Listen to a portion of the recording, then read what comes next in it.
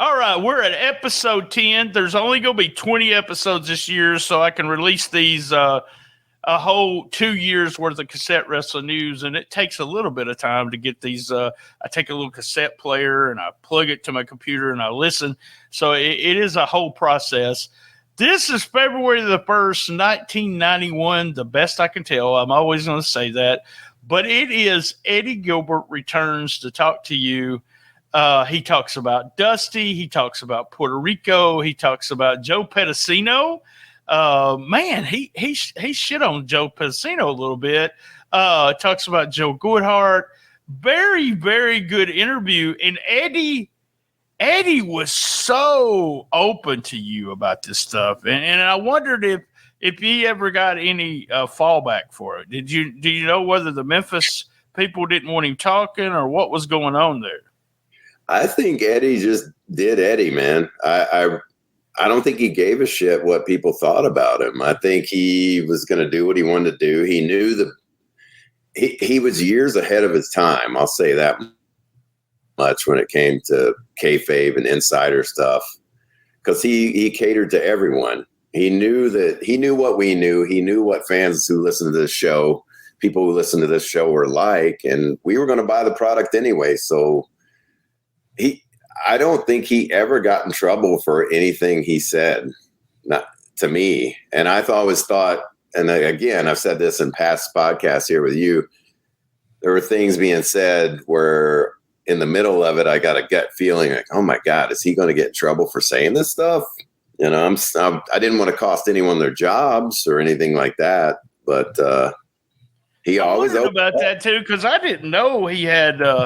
Pedicino apparently was promising all kinds of money, and Eddie, if I remember exactly, he said something like he give up his WCW to go with Pedicino or something, and Pedicino just screwed him over on that with not really having the money that he thought he told everybody he had. I don't remember that story, but my memory sucks anyway. So, so does mine. But Eddie was, you could honestly say Eddie was, I only met Eddie one time. Eddie was your friend. And you told me he would call you and tell you something's fixing to happen and stuff like that, right? Yeah. He would give me a call. You got to watch this Saturday, which we all, we got the week later show, and he would never tell me what happened.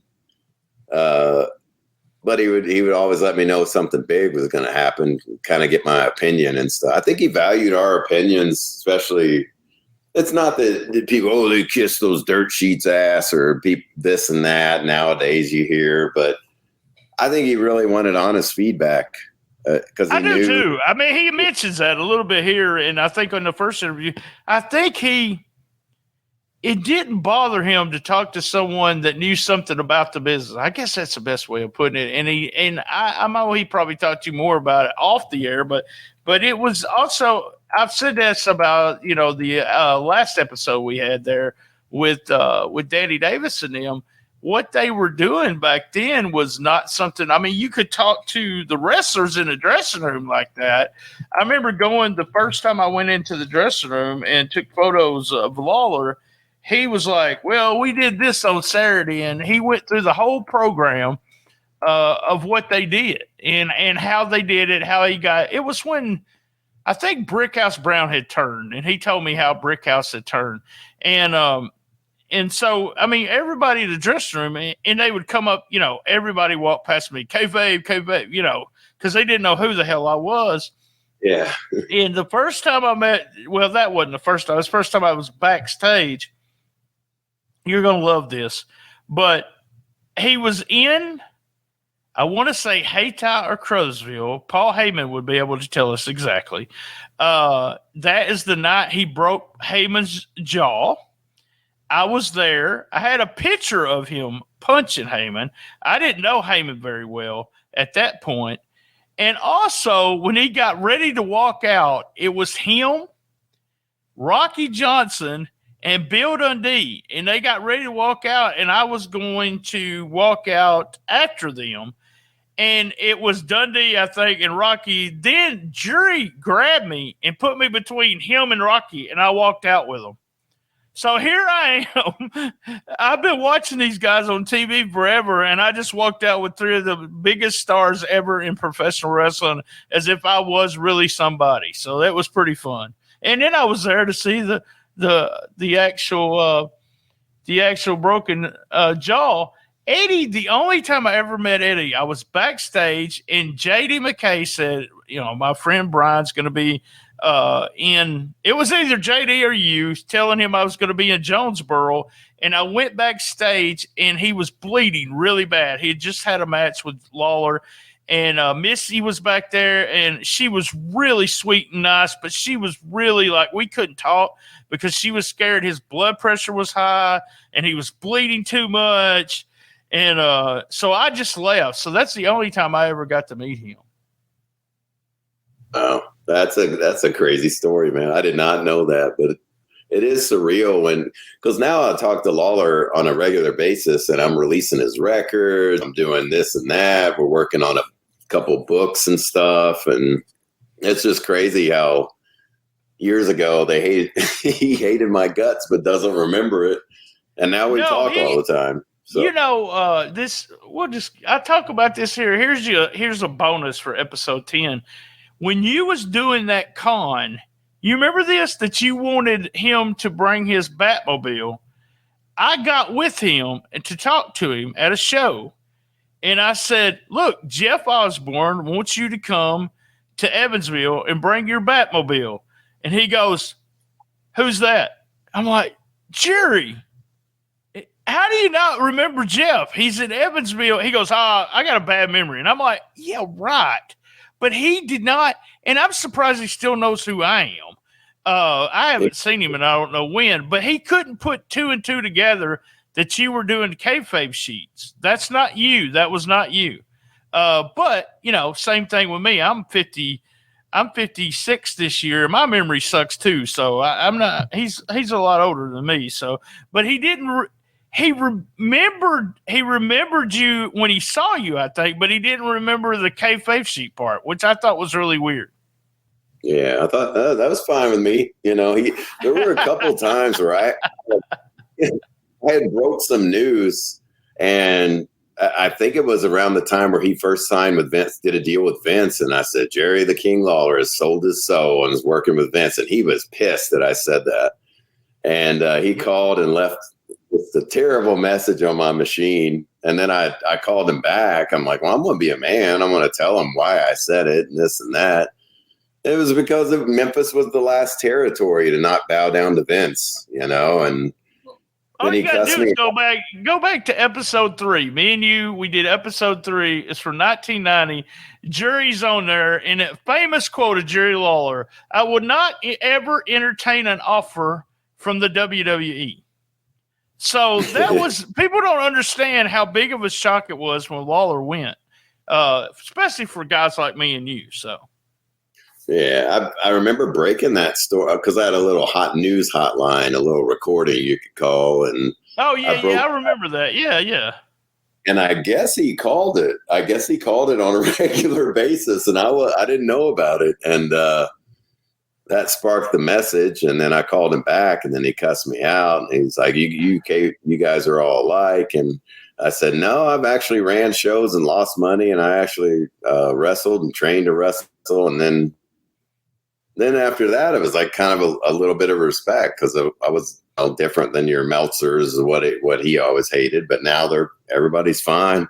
He's met, let's face it, the guy's met, 3, 4, 5 million people over the last 50 years. He's probably going to forget.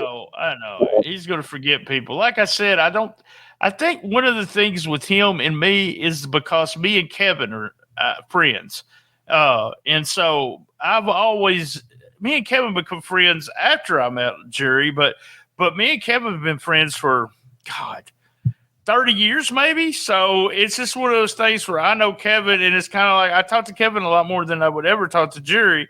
And I only see Jerry at shows. So I can call Kevin and talk to him, but I only see Jerry at shows. So, all right, guys, that was that episode.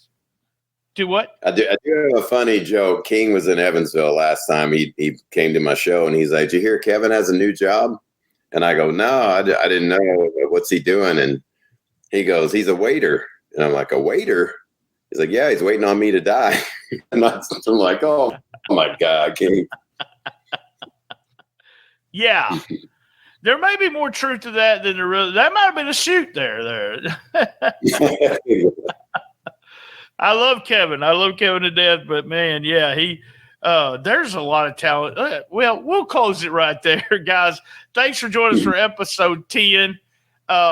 Join us. Like I said, you'll have 20 episodes this year if you're part of Patreon. If you're listening to this on the normal feed, you could have listened to this in April or May. So come on, guys, subscribe.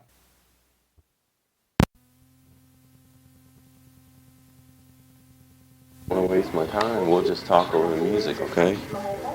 Huh?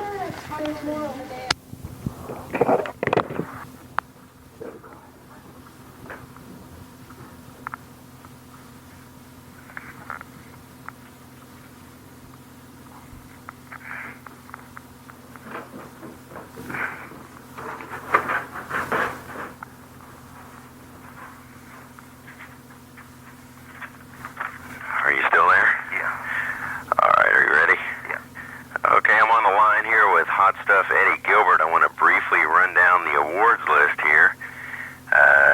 Besides getting votes in most promising and best interviews, Eddie has gotten second place in most inspirational, second place in comeback, third place for the October the 8th Memphis Mid-South Coliseum card, first place for best television show, first place for best federation, first and third place for best angle, and of course, we knew it all along, best booker of 1990. What do you have to say about that, Eddie? Since I skipped a year there, and 88 seemed to be my best year, and then 89 seemed to go downhill. Of course, we all know, and I don't have to go through this again, about politics, the way it works in the wrestling business. But, and then coming back in 1990, the only thing that I can say about it is that I was just given the chance. And this is like being brought up on something. If you're a football player, basketball player, where you can practice, if you know your skill, know your craft, if you're just given the chance to play, to start the team, you can do it. And I'm not the kind of guy, I don't run around like other bookers that I know of, other wrestlers I know of that sit in the cars every night and are on the phone and saying, oh baby, I'm the best, and nobody can outdraw me, and I book the best cards, this, that, and the other. I think I've got a God-given talent as far as wrestling goes. Not, I'm not saying about anything else, wrestling-wise, and I've said it before, I was brought up on it ever since I can remember 4 or 5 years old. And so I know just about, even though I'm approaching the big 3-0 finally, as we've talked about before, I know that still the best is yet to come. I've still got more things I want to do, and I'm very, very, very grateful for accepting the award, for winning the awards, I guess you'd say, and the people that have supported me, and I appreciate that very much, even after some of the negative publicity. If and in that sense, if people really knew me and knew what I had gone through, and you're one of the people that do because I talked to you about it, maybe they would show a different perspective about it. Maybe they would have a different perspective about it, but they don't, and it's a free country. They got their own opinion, and I was thrilled to death when I found out that I won this. Well, 2/3, 2 seconds, and 4 first place, so you must be doing something right. Well, it's like I said, this is what I eat, sleep, and drink wrestling. I mean, just like, yourself probably, and a lot of people out there that'll be hearing this. I don't, my ego is not in the ring. My ego, everyone has ego first off, and my ego is to be the best behind the scenes and the best putting together angles, the best booking matches. I want them to say that, Dusty Rhodes was great, Ole Anderson was great in their time, Jerry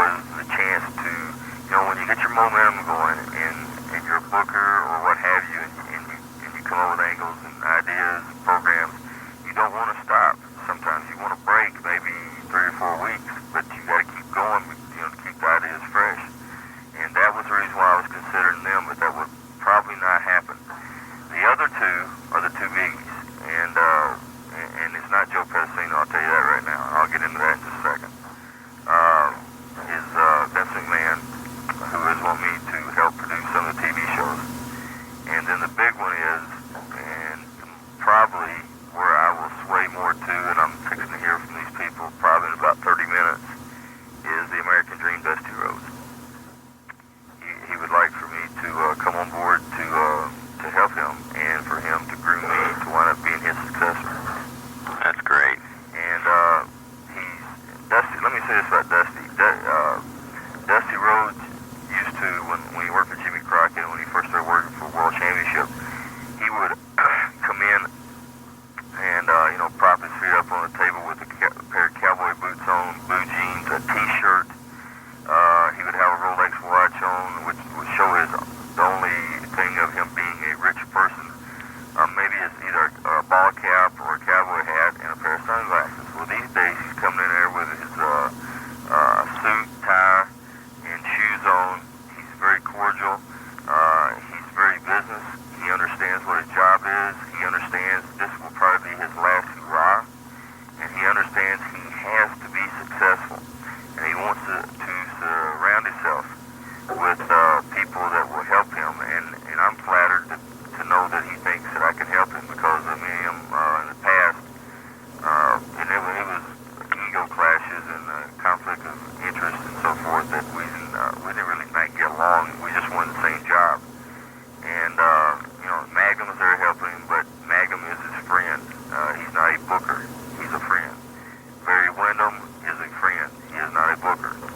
And that really surprised me, but when I started thinking about it, about the deal with Dusty, I thought, okay, great, all right, we'll see what happens. Okay, well, on behalf of all the Eddie Gilbert fans and the CWN listeners, I want to congratulate you on all these awards. You don't know, I've got, you don't know how good that makes me feel, because in 1989, whenever, and I'll go ahead and say this, whenever, and please remind me just a second to talk about the Joe Pedicino thing, okay? Okay. In 1989, I thought, wow, what a year I had in 88, booking-wise, in 87 also with Watts for a short stint, and then for Crockett a little bit in 87, and then in the Alabama area in 88. And I really, really felt good about myself, because, when you're a young guy and you take over a booking position, you start thinking, oh my gosh, there's going to be so much pressure, they're going to say, oh, this kid can't do it. And then when I finally achieved it and made it, I thought, oh wow, okay, I've got it rolling now. And then 89 came along. I was chosen to be on the booking committee. We already know about that story. And Ric Flair, amongst others, really just shut me out. Not only shut me out of booking and booking committee, but shut me out of letting me in the ring, let me produce in the ring. They just totally destroyed me. And I want to tell you something. At the end of 1989, towards the start of 1990, I really thought that I was pretty depressed. I really thought that maybe I just had my one run and it was over with. Then to come back and for you to tell me that what the people have voted on and called and whatever has really charged me up now. I think that I can probably now do just about anything, and that's not sounding like I'm bragging. I feel now if I sit down at a desk or sit down anywhere and start thinking about stuff and put it together, I can do anything. I can do just as good as the 40 and 50-year-old bookers can. That's great. And you don't know how much it means to me by you calling and telling me this, and the people out there, and it surprises me, because a lot of times you'd expect there to be jealousy, and I'm not talking about jealousy of me being a booker wrestler. I'm talking about there are so many people out there, newsletters, so forth, that want to be bookers, that or play booker, Yeah. but they just do not understand, and that's fine. I wish I could sit down, and I know I've said this before, I wish I could sit down and write down that Bill Watts and Jim Ross as my commentators, and that I had access to any talent. There was no money problems. I could give them anything they wanted. I could have them on any date. That's a booker's dream to do something like that. But you cannot do that, and you will never be able to do that.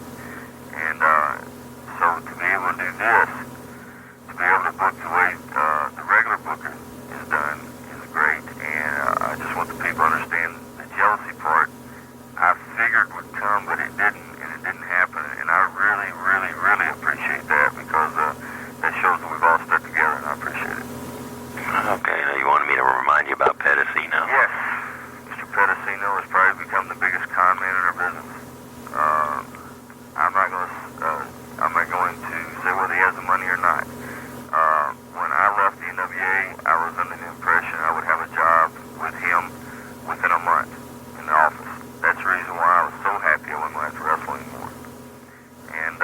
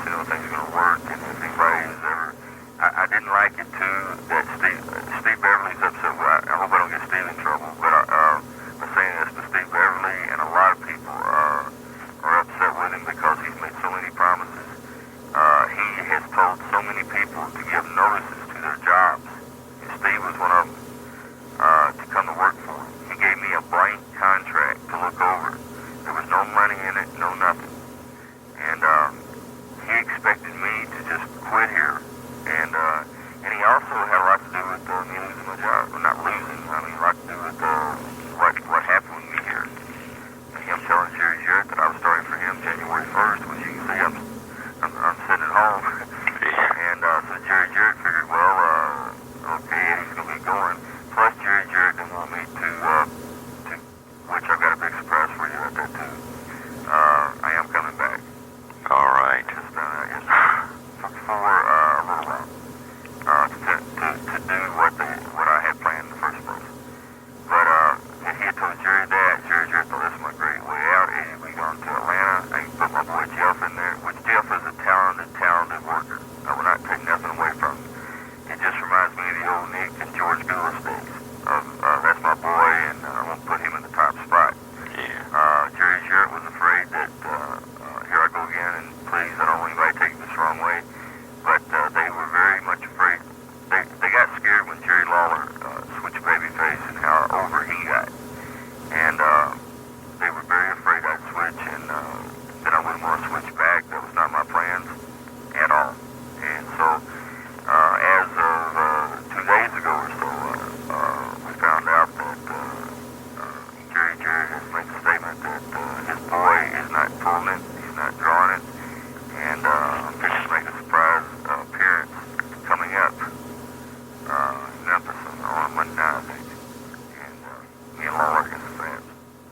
That's great. I can't wait to see But that. then after that, it'll probably be a 4 or 5 week thing, and then after that, I'll find out today for sure what my future will be as far as full-time work. All right. Well, I appreciate you taking time out to do this, Eddie. We wish you the best of luck and everything. Well, it's just, Wade Keller wrote this thing one time. He gave editorial because when I got mad about that, Hitchin Mitch, that's the guy's name. Yeah. Well, he wrote a little editorial thing saying that, just because somebody supports the Sheets and this, that, and the other, I think you can draw the line somewhere. That's just my opinion. And I love talking to everybody. I love talking to the smart fans. I like getting their opinions.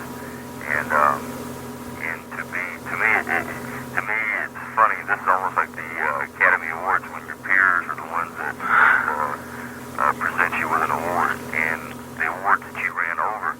I would have just been happy, very, very happy, just to got that's all my goals ever been, to be a booker. Since I was a kid, I just always used to tell my mom, I want to be a booker, I want to be a booker, I want to be a drive her crazy. And I got fictitious booking things. But for you to run down all the different things that I came in on, I want to take the time to thank all the people for supporting me, and I appreciate it. But that just makes it harder on me because I've got to produce even better and even more better stuff now. And I will. Believe me, I will. I'll try my hardest. All right. We're glad to hear that, Eddie. Thanks a lot. Yes, sir. Do you think Terry doesn't give out his phone number, does he? No, he doesn't. Okay. Jeff, I want to thank all the listeners of Cassette Wrestling News for giving me Promoter of the Year in 1990. My goal, of course, in 1991 is to be Promoter of the Year a second year in a row and to never let go of being Promoter of the Year. And this award proves once again that the meek will inherit the earth. Anyway, the Tri-State Wrestling Alliance, based here in Philadelphia, where we wrestle, we brawl, we do it all, is growing by leaps and bounds, and the support that we receive from the listeners of Cassette Wrestling News goes unquestioned. And we, again, continue to thank you for your support, and anytime we can be of any help or any assistance in bringing together some of the best wrestlers in the world, like Abdul the Butcher and the Original Sheik, or Jerry Lawler and Terry Funk, all you got to do is dial 1-800-C-Wrestling, talk to Joel Goodhart, the Promoter of the Year from Cassette Wrestling News, and I thank again everyone who voted for us. For those who didn't vote, go get some taste. Catch you later. Make sure you get them on time. Well, I appreciate it. I like listening to them. Okay. Hey, what would you want your fan club to be called? Let me leave it all to y'all, whatever y'all think. See, she's already started. About hot stuff. Yeah, that's what she was thinking. That's fine. How about hot stuff, Amber? Okay. She said okay. So, is there anything special you'd want in there or anything? I'll tell you what I'll do. Let me think some more about that deal. I can probably come some goofy, nice, crazy stuff. You know what I mean? Yeah. Give me a couple of days and let me think about it and I'll get back with you. Okay. Alrighty? All right. Well, I appreciate you doing this. Well, Jeff, I appreciate the support and the help and everything. All right. Anytime. Okay. I look forward to seeing you back. Well, I can't believe it's going to happen, but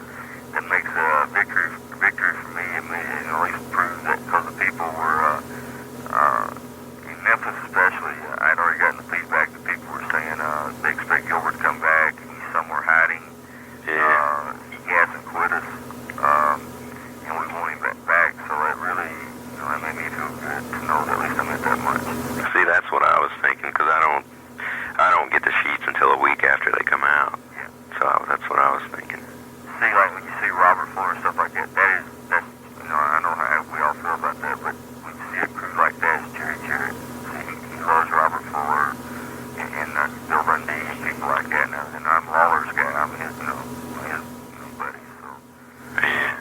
So Lawler went out, I guess, this time. He said, well, we need to bring Eddie back. So. Well, they were bringing in some muscle guys. Yeah, I know, pit bulls or something. Yeah. We really talking a little about that. Yeah, I interviewed Danny and Cody last night. Yeah. Two good boys. They said some good stuff about you. Well, they're my boys. They're the ones that brought in. And Yeah. Well, I'll let you go so you can eat. Okay. If you get any ideas, let us know. I will. All right. Thank you. Thank you. Okay. Bye.